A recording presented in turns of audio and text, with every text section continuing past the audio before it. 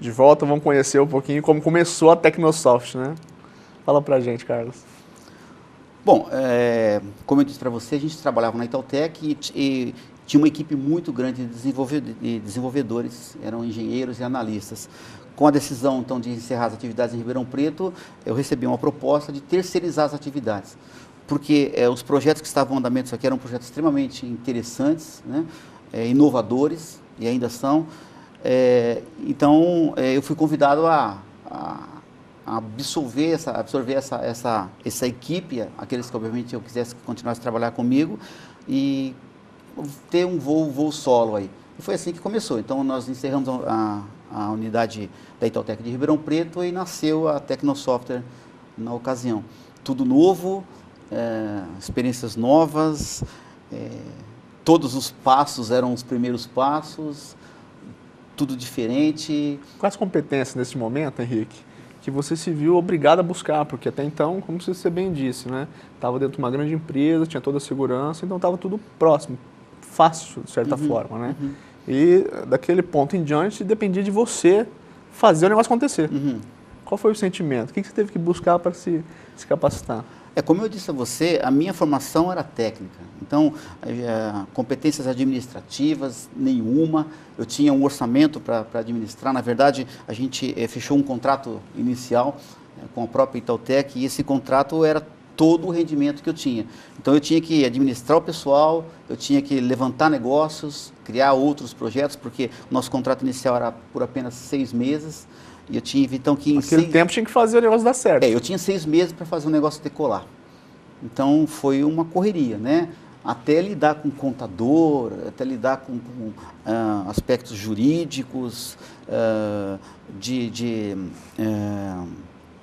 impostos, tudo era novo. Eu nunca tinha colocado a mão num negócio desse. Então... Exigiu de você uma assessoria externa ou você buscar cursos para se capacitar? Como que foi isso? Na verdade, a coisa foi meio empírico, né? A gente foi aprendendo aos poucos, obviamente com assessoria jurídica que precisei ter, porque a gente precisou licenciar alguns produtos, a gente precisou registrar algumas marcas, na parte contábil, essa parte administrativa, eu tive que ter um apoio também de profissionais. E foi um processo, né? Eu diria assim, foi um processo natural, mas sofrível no início, porque realmente... não sabia lidar com isso, né? Até lidar com uma calculadora financeira era um problema. Porque era complicado. Era complicado. O Carlos, e quando que entrou a história da Microsoft?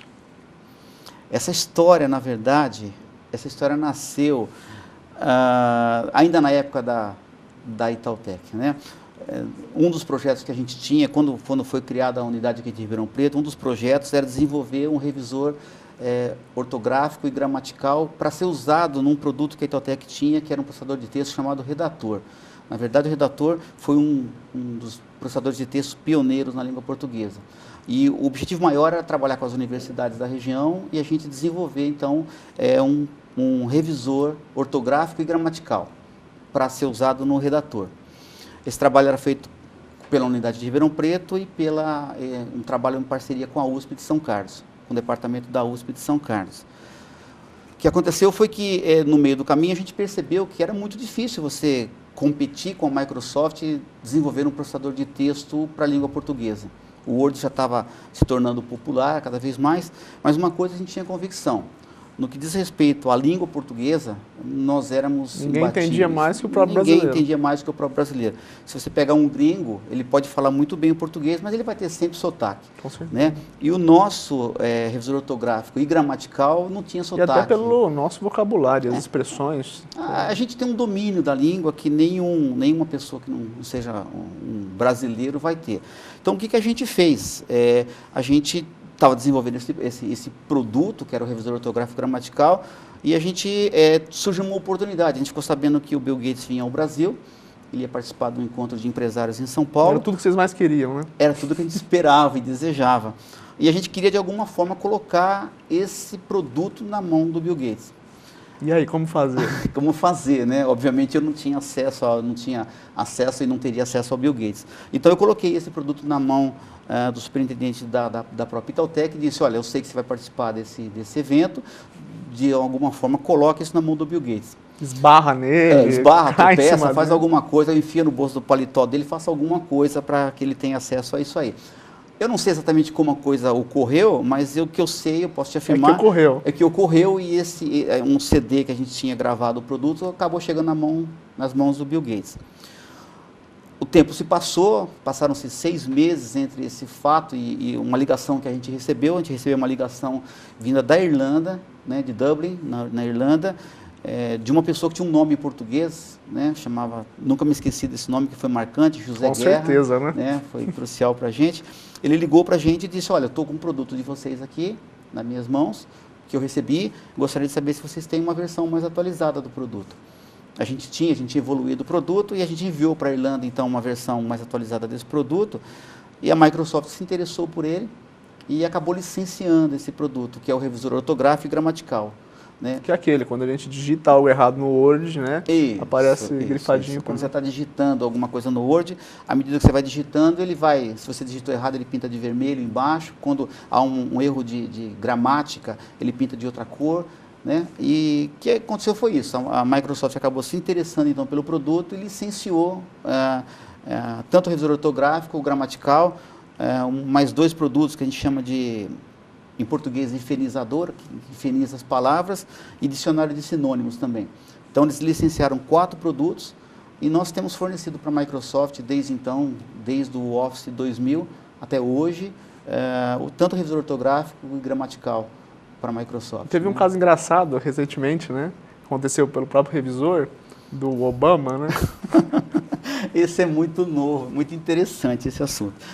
Você sabe, que um dos candidatos aí da presidência dos Estados Unidos, ele chama Barack Hussein Obama, né? E obviamente Obama não é uma palavra que o revisor reconhece, porque não é uma palavra em português.